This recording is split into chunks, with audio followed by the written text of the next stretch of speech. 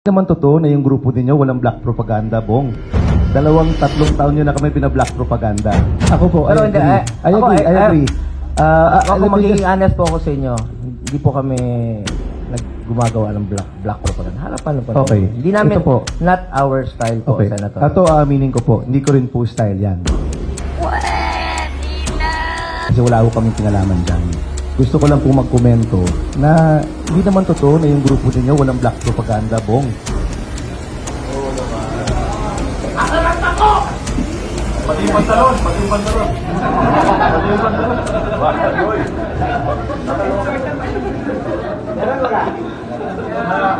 Nasa puwet ng ito. Tingnan mo. Senator, baka tingnan mo.